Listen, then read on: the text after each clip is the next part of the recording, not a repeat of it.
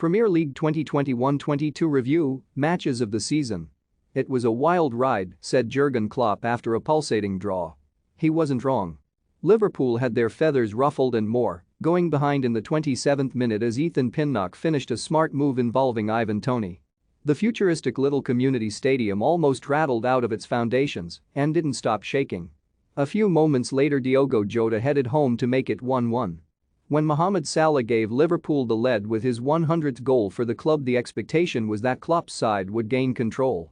Brentford had other ideas, throwing caution to the wind and bombarding Liverpool's penalty area until, finally, Vitaly Janelt equalized. It felt like a cup tie. A deflected Curtis Jones strike sent the away fans into raptures in the 67th minute, and, when Salah went clean through 10 minutes later, a 4-2 victory looked inevitable only for the Egyptian to loft over wastefully on Kenyon Wissa to seal a famous draw with a feather-toed finish over Alisson. When the final whistle sounded on a thrilling match at Anfield, it was clear the two rivals were streets ahead in the Premier League. Pep Guardiola's side showcased their suffocating control in a gripping first half in which Liverpool had Alisson to thank for not coming in a goal down. Whatever Jurgen Klopp gave his team at halftime, it worked. They flew out of the traps, with Salah cutting through midfield to lay on Sadio Mane for the Reds' first. City responded like champions with the brilliant Phil Foden finding space where there appeared to be none and smashing into the far corner with unerring accuracy. Cue that solo goal from Salah, in which he picked up the ball in a position that appeared to pose no threat before bamboozling Bernardo Silva and Aymeric Laporte with dazzling footwork and firing across Ederson with his weaker foot to make it 2-1. Incredible. Still, City kept coming, and when Kevin De Bruyne made it 2-2 with a deflected strike, the away end erupted, and the goal felt justified for City's first half display alone. This was drama of the highest quality. The Hammers twice came from behind in a riveting encounter that made clear David Moyes' side were not going to be easily pushed out of the European places. For Thomas Tuchel, this was evidence that Chelsea would struggle to keep pace with Liverpool and Manchester City. Having led through a Thiago Silva header, they struggled to control the game, with Michail Antonio's running power dragging Chelsea's defense out of shape and exposing Edouard Mendy, who had an afternoon to forget.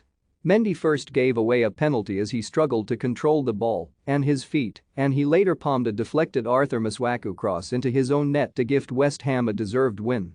Between these moments, Mason Mount scored a sublime side-foot volley to make it 2-1 and Jarrod Bowen equalized with a now customary crisp strike with barely their backlift. This was a ridiculous match in which City raced into a 4-0 lead inside 25 minutes.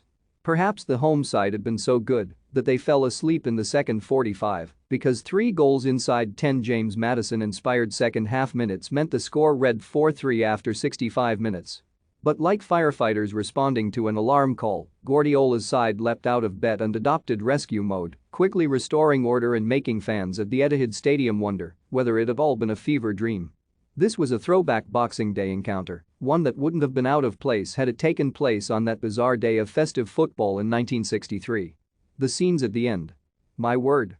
Goodison hadn't witnessed a pitch invasion and match like this since the Great Escape against Wimbledon in 1994 when, similarly, they were 2-0 down in the first half and required a 3-goal comeback to secure their top-flight status.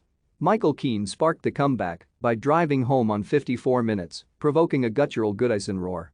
Then Richarlison, a talismanic figure in the survival fight, fired a deflected shot past Jack Butland too.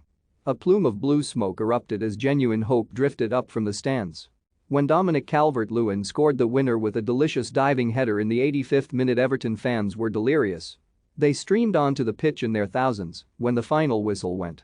Goodison, the grand old lady who has seen so much drama, shook with relief and delight. Best of all, the match wasn't televised, so those who were there will feel they have a genuine folktale to tell.